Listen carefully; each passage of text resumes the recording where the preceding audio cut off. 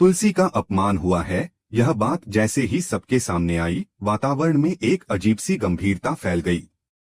साफ शब्दों में कहा गया कि यह कोई साधारण गलती नहीं है। तुलसी को देवी लक्ष्मी और भगवान विष्णु की प्रिय पत्नी वृंदा का स्वरूप माना जाता है। तुलसी का पौधा केवल एक पौधा नहीं, बल्कि पवित्रता, आस्था और संस्कारों का प्रतीक है। ऐसे में यदि उससे जुड़ा कोई अपमान हो जाए तो केवल औपचारिक माफी से काम नहीं चलता। सिर झुकाकर पूरे मन से श्रद्धा के साथ माफी मांगनी होती है। बोला ना सर झुकाओ और माफी मांगो, यह वाक्य कठोर नहीं था, बल्कि पीढ़ियों से चली आ रही मर्यादा की याद दिलाने वाला था। चप्पल उतारकर हाथ जोड़कर ओम त्र्यंबकम यजामहे सुगंधिम पुष्टिवर्धनम का उच्चारण करते हुए क्षमा याचना की गई और फिर आशीर्वाद मिला, जीवते रहो, निसाते रहो। जय श्री कृष्णा कहते ही माहौल में एक शांति उतर आई। बाबूजी ने सबकी ओर देखते हुए कहा कि इतने सालों बाद वे इन लोगों को देख रहे हैं। समय ने बहुत कुछ बदल दिया है। चेहरे पर उम्र साफ दिखती है, लेकिन आंखों में वही पुराना प्यार आज भी झलक रहा है, वही अपनापन जिसके बारे में अम्बा अक्सर बताया करती थीं। उन्होंने सबको अंदर आने का इशारा किया। घर सचमुच बेहद सुंदर था। किसी ने कहा, वाओ साहब कितने अच्छे लगते हैं आप, तो कोई घर को देखकर हैरान रह गया। इतना खूबसूरत, इतना शांत, मानो किसी और ही दुनिया का हिस्सा हो। बाबूजी मुस्कुराए और बोले कि वे बूढ़े जरूर हो गए हैं, लेकिन यादें अब भी जवान हैं। उन्होंने अतीत की ओर लौटते हुए बताया कि अम्मा और गोवर्धन उनके बहुत अच्छे मित्र थे। घंटों बैठकर बातें होती थीं, हंसी मजाक, जीवन के अनुभव, और उन सब में तुलसी का जिक्र हमेशा खास होता था। एक बार गोवर्धन ने उनसे कहा था कि उनके बेटों और पोतों को अगर किसी चीज की जरूरत पड़े तो देना या न देना उनकी मर्जी है, वे कभी बुरा नहीं मानेंगे। लेकिन अगर कभी तुलसी को किसी चीज की जरूरत हो तो दोस्ती का फर्ज निभाना ही होगा। यह कहते हुए बाबूजी ने तुलसी की तरफ देखा और हल्की शिकायत भी की कि इतने सालों में उसका एक भी फोन नहीं आया। फिर तुरंत अपने शब्दों को नरम करते हुए बोले कि अब जब वह सामने है तो उसे किसी भी चीज की जरूरत हो, वे हमेशा उसके साथ खड़े हैं। तुलसी ने विनम्रता से आभार जताया। उसने कहा कि उनसे ज्यादा मिलने का मौका भले ही नहीं मिला, लेकिन बा और बापूजी हमेशा कहते थे कि उनके बाद अगर परिवार में कोई बड़ा है तो वही हैं। आज से उन्हें अपना बड़ा मानने की बात कही गई। यह सुनकर गौरव बीच में बोल पड़ा। उसने मुस्कुराते हुए कहा कि बाबूजी खुद ही इतना मान दे रहे हैं और खुद कह रहे हैं कि किसी चीज की जरूरत हो तो बता देना, तो अब तो उनकी समस्या अपने आप सॉल्व हो गई। उसने तुलसी से कहा कि अब जल्दी से कर्ज के लिए थोड़ी मोहलत मांग लो और बात खत्म करो। आखिर मोहलत ही तो मांगनी है, इसमें इतना सोचने की क्या जरूरत है। लेकिन तुलसी ने शांत स्वर में जवाब दिया कि जो चीज सही समय पर और सम्मान के साथ मिले वही असली मायने रखती है। जल्दबाजी में मांगी गई मदद आत्मसम्मान को चोट पहुंचा सकती है, इसलिए थोड़ा सब्र रखना सीखना चाहिए। उसके शब्दों में एक ठहराव था जिसे बाबूजी ने भी महसूस किया। उन्होंने कहा कि उन्होंने सभी के ठहरने का इंतजाम आउट हाउस में कर दिया है। उनका बेटा सबको कमरे दिखा देगा। शाम 7 बजे सगाई है और उन्होंने साफ कहा कि ये लोग उनके परिवार जैसे ही हैं। तुलसी और उसके पति को साथ मिलकर सारी रस्में निभानी होंगी ताकि उन्हें ऐसा लगे कि अम्मा और गोवर्धन आज भी उनके आसपास ही हैं। कमरे दिखाए गए। आखिरी कमरा खास लोगों के लिए रखा गया था और वही तुलसी और उसके पति का था। कमरा बड़ा था, सुसज्जित था और उसमें एक अलग-सी गरिमा थी। लेकिन तभी सवाल उठा कि बहन कहाँ रहेगी। जवाब आया कि बाबूजी ने उसे ठीक ही पहचाना है। वह वीरानी परिवार के साथ आई जरूर है, लेकिन अलग है। इसलिए वह पीछे अपनी बहन के साथ रहेगी। यह कपल का कमरा है, यहाँ वह नहीं रह सकती, नहीं तो कबाब में हड्डी बन जाएगी। बात मजाक में कही गई, लेकिन उसमें छुपा कटाक्ष साफ महसूस हुआ। सबको फ्रेश होने के लिए कहा गया ताकि सगाई में शामिल हो सकें। बाहर घर में चहल पहल थी, लेकिन कमरे के अंदर तुलसी और उसके पति के बीच सन्नाटा पसरा हुआ था। पति ने कहा कि कमरा तो खास है, लेकिन अब न वह तुलसी के लिए खास है और न तुलसी उसके लिए। इन 6 सालों में सारी खासियत जैसे खत्म हो गई है। फिर उसने यह भी कहा कि उसे नोना के लिए बुरा लग रहा है जो अकेली रह गई है। उसके लिए यह मुश्किल होगा। फिर भी उसने स्वीकार किया कि वह तुलसी के साथ रहना चाहता है, चाहे हालात जैसे भी हों। तुलसी ने भी सच कहा कि चाहकर भी अब उन्हें साथ रहना पड़ रहा है। दोनों ने यह मान लिया कि इन सालों में वे दोनों ही अकेले रहे हैं, बिल्कुल अकेले। इसी बीच बाहर से आवाज आई और रस्म शुरू करने को कहा गया। एक बुजुर्ग महिला ने इच्छा जताई कि वह बहू को वही ओढ़नी पहनाना चाहती है जो उसने खुद अपने हाथों से बनाई है। वह कीमती नहीं है, लेकिन दिल से बनाई गई है। बाबूजी ने मुस्कुराकर कहा कि दिल से बनी चीज से ज्यादा कीमती कुछ भी नहीं होता। सबने तारीफ की और कहा कि तुलसी की मां कभी अपने फर्ज से पीछे नहीं हटती और तुलसी जैसी बेटी मिलना सौभाग्य की बात है। घर के एक कोने में हल्की नोकझोंक भी चल रही थी। कोई पार्टी और शराब पीने की बात पर टोक रहा था, कोई मस्ती को लेकर तंज कस रहा था। माहौल शादी का था, इसलिए हर रंग मौजूद था। इसी दौरान परी और उसकी मां की बातचीत ने माहौल को अचानक गंभीर कर दिया। परी टूट चुकी थी। उसने रोते हुए बताया कि रणविजय बहुत बुरा है। उसे न उससे प्यार है न परिवार से, उसे सिर्फ पैसे से मतलब है।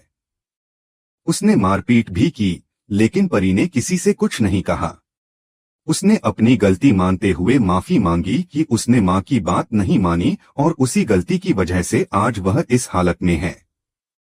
फोन कॉल्स, हालचाल और चिंताओं के बीच किसी ने आकर कहा कि बाबूजी बुला रहे हैं। सब लोग वापस आकर बैठते हैं। बाबूजी तुलसी को अपने पति के पास बैठने के लिए कहते हैं और दोनों से हाथ आगे बढ़ाने को कहते हैं। वे प्यार से उनका हाथ थामते हैं और कहते हैं कि रिश्ता प्यार से शुरू हुआ था, लेकिन जब प्यार में स्वार्थ और हिसाब जुड़ जाए तो वही रिश्ता धीरे धीरे व्यापार बन जाता है। जहां रिश्तों की मिठास, कड़वाहट, परंपरा, दर्द और दबे हुए सच एक साथ सामने आते हैं, ठीक वैसे ही जैसे क्योंकि सास भी कभी बहू थी की शुरुआत में हुआ करता था। व्यापार खत्म हो सकता है, लेकिन प्यार के रिश्ते कभी खत्म नहीं होते। यही बात बाबूजी ने बड़े सलीके और गहराई से समझाई थी। उन्होंने कहा कि ये शब्द सिर्फ समझाने के लिए नहीं, बल्कि तुम दोनों के भविष्य के लिए हैं। तभी बाबूजी ने एक छोटा सा डिब्बा आगे बढ़ाया। सवाल उठा कि इसमें क्या है। जवाब मिला कि खोलोगे तो खुद ही पता चल जाएगा। माहौल अभी शांत ही था कि अचानक एक महिला के मन में उथल पुथल मच गई। उसने साफ शब्दों में कहा कि वह अपनी बेटी के साथ कोई अनहोनी नहीं होने दे सकती। अगर जरूरत पड़ी तो वह इस शादी को किसी भी हाल में तोड़ देगी। उसकी आंखों में डर भी था और गुस्सा भी। यहीं से कहानी एक नए मोड़ की ओर बढ़ने लगती है। आज के एपिसोड की शुरुआत होती है जब तुलसी और गायत्री वॉशरूम जाने के लिए नीचे उतरती हैं। उसी दौरान देव चुपके से सिगरेट पीने की कोशिश करता है। नोएना यह सब देख लेती है, लेकिन हैरानी की बात यह होती है कि वह देव को रोकती नहीं, बल्कि उसे सिगरेट पीने की इजाजत दे देती है। यह देखकर ऋतिक को गुस्सा आ जाता है। वह तुरंत नोएना से सवाल करता है कि वह देव को ऐसा करने की इजाजत क्यों दे रही है, जबकि घर में इतने बड़े बुजुर्ग मौजूद हैं। इसी बहस के बीच मिताली वहां आ जाती है और ऋतिक पर ताना मारने लगती है। वह मौजूदा बिजनेस की हालत के लिए ऋतिक को ही जिम्मेदार ठहराती है। उसकी बातों में आरोप भी होता है और कड़वाहट भी। तुलसी और गायत्री यह पूरी बातचीत सुन लेती हैं। माहौल थोड़ा भारी हो जाता है। तभी नोएना खुद आगे बढ़कर तुलसी से मिलने जाती है और कहती है कि वह उससे बात करना चाहती है। गायत्री बीच में पूछती है कि आखिर वह क्या बात करना चाहती है। तुलसी स्थिति को संभालते हुए ऋतिक से कहती है कि वह गायत्री काकी को ध्यान से खराब रास्ते से निकालकर ले जाए। इसके बाद तुलसी नोएना के साथ साइड में चली जाती है ताकि बात शांति से हो सके। उधर ऋतिक गायत्री से कहता है कि उसकी मां वापस आ गई हैं और अब सब कुछ ठीक हो जाएगा। गायत्री मन ही मन यह उम्मीद करती है कि अगर मेहर और तुलसी फिर से एक हो गए तो वाकई सब कुछ संभल सकता है। दूसरी ओर नोइना तुलसी को धन्यवाद देती है। वह कहती है कि अगर तुलसी वहां नहीं आती तो उसे मेहर के लिए अकेले ही सब कुछ संभालना पड़ता। तुलसी शांति से जवाब देती है कि हर किसी की सोच उसकी जैसी नहीं होती, क्योंकि कुछ लोगों की सोच में ही खोट होती है। नोइना तंज कसते हुए कहती है कि तुलसी अब भी संस्कार और संस्कृति की बातें करती है और बिल्कुल भी नहीं बदली। इस पर तुलसी साफ कहती है कि वह दोस्तों और दुश्मनों के बीच एक मर्यादा रखती है और नोइना उसकी दुश्मन नहीं है। लेकिन वह यह भी जोड़ती है कि जिस दिन नोइना मेहर की जिंदगी में आई उसी दिन उसने अपना पति खो दिया था। यह सुनकर नोइना के चेहरे पर सख्ती आ जाती है और वह साफ शब्दों में कह देती है कि तुलसी मेहर की जिंदगी में वापस आने की उम्मीद न रखे। इसी बीच मेहर स्नैक्स लेकर आता है और तुलसी को देता है, लेकिन तुलसी मना कर देती है। नोइना भी कहती है कि उसे स्नैक्स नहीं चाहिए क्योंकि वह ऑयली चीजें नहीं खाती। इसके बाद सब लोग वापस गाड़ी में बैठने लगते हैं। तभी मेहर नोइना से कहता है कि वह गायत्री के साथ बैठे, क्योंकि बाप जी के अनुसार तुलसी उसकी पत्नी है और वही उसके साथ बैठेगी। नोइना मेहर के साथ बैठना चाहती है, लेकिन मेहर बताता है कि पीछे की सीट भी सामान से भरी हुई है। गायत्री भी नोइना को याद दिलाती है कि उसे उन्हीं के साथ बैठना होगा। यह सब देखकर नोइना अंदर ही अंदर जलने लगती है, क्योंकि तुलसी मेहर के साथ गाड़ी में बैठ जाती है। गाड़ी रवाना होती है और माहौल में एक अजीब सी खामोशी छा जाती है। दूसरी तरफ वैष्णवी और बाकी लड़कियां वृंदा की लव स्टोरी जानने को उत्सुक होती हैं। वे उससे सवाल करती हैं, लेकिन तभी अंगद वहां आ जाता है और सबको काम पर ध्यान देने के लिए कहता है। लड़कियां अंगद से ही उसकी लव स्टोरी पूछ बैठती हैं। अंगद उन्हें अपनी कहानी सुनाता है, जिसे सुनकर सभी लड़कियां उसे काफी रोमांटिक मानती हैं। इसी दौरान तुलसी वैष्णवी को कॉल करके अपडेट लेती है। अंगद फोन पर तुलसी को बताता है कि वहां सब कुछ ठीक चल रहा है और सभी लोग आराम से काम कर रहे हैं। यह सुनकर तुलसी को तसल्ली मिलती है। वह वृंदा से कहती है कि वह निश्चिंत है, क्योंकि उसकी जिम्मेदार बहू सब कुछ अच्छे से संभाल रही है। इसके बाद मेहर तुलसी के बिजनेस सेंस की तारीफ करता है और कहता है कि उसकी नोइना से कड़ी टक्कर है।